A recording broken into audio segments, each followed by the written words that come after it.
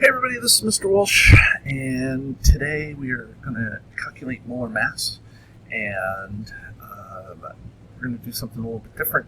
What I'm going to do is I'm going to split this into two videos, and with the two videos we're going to show, the first one is going to just be some sample problems where I spend a little more time going over the answer, kind of like teaching you how to do it in class, and then the second video will be going over the rest of the worksheet. So what I'm going to do is I'm going to just do three problems here on this worksheet for calculating molar mass. Okay, so those three problems that I'm going to do are right at the bottom here, and so it's going to be problems 5, 6, and 7. So, okay. So in order to do this, you're going to need your periodic table, and you're going to need a calculator. Okay, so I'm hoping that maybe my calculator, we can get that to work. Of course, it's going to work. Okay, and you can kind of see. Good. Okay, so here's what we're going to do. Okay, we're going to calculate the molar mass of BF3. Now we could call this boron trifluoride. That's good. So here's what we're going to do. We're going to go B and then F. And then before we say anything, we're going to count how many of each we have. We have 1 boron and 3 fluorines. And then 1 times, let's see, and boron is here on the periodic table, 10.81. And then fluorine on the periodic table is over here. Fluorine is 8.999. Sorry, 19. I don't know why I said 8. I think I was looking at the boron. Just so we're all on the same page. Fluorine is 18.999. 18.999. Okay. I leave these mistakes in the video because you guys have to know, like, not everybody, like, it's not a perfect thing that we do here, so.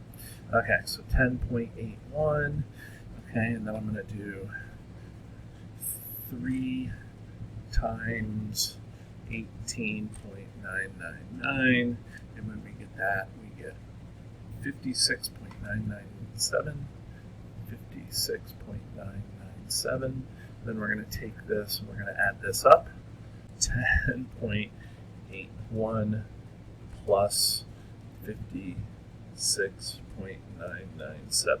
Make sure that I have that. There it is. It equals, okay, 67.807.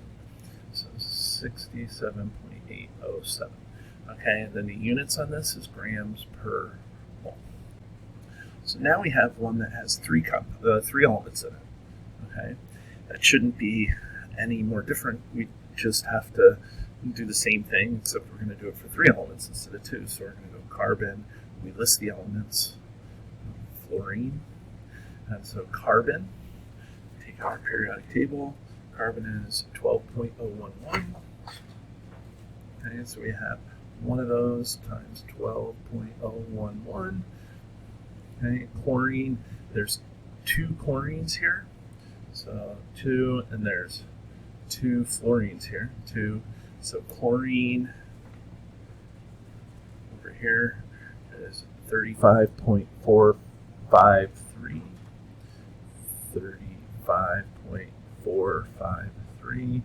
And then fluorine we just did is 18.99. Okay. So now we math this. Okay. So 1 times 12.011 is obviously 12.011, and then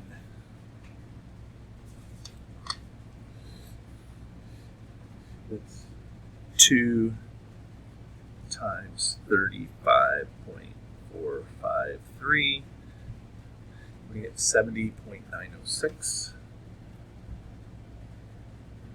Okay, and then 2 times 18.999, we get 37.998. Okay, and then we take these and we add them up. 12.011 plus 70.906 plus 37.998 is 120.915. And again, the unit's grams per mole. Okay.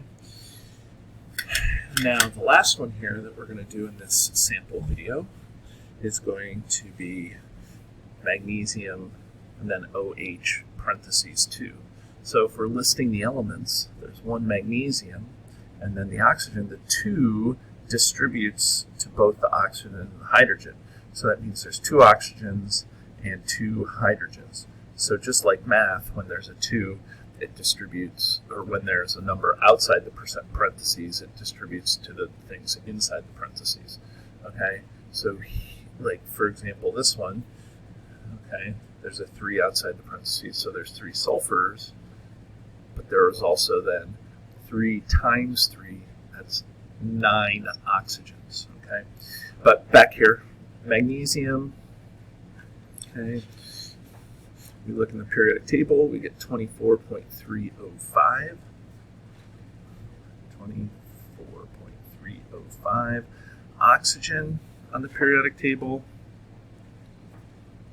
okay, up here, 15.999. And then hydrogen on this periodic table is 1.008. 1.008. Okay, whatever periodic table you're using, carry it all the way out. Okay, use all the decimals that you can get and get your answer to whatever decimals you can get. Okay, so 1 times this is 24.305. 2 times this, okay, here's the upsetting calculator here, 999 times 2 is 31.998. Hydrogen, 1.008 times 2 is 2.016. Now we add these up and we get 24.305 plus 31.998 plus 2.016. We get 58.319. So 58.319. And again, the unit's grams per mole. Okay, so there we have it. Those are the 3 sample problems for calculating molar mass. And you can use these to hopefully get to the right answer for yourself and kind of use it as guidance. Okay? Okay, everybody, have a great day.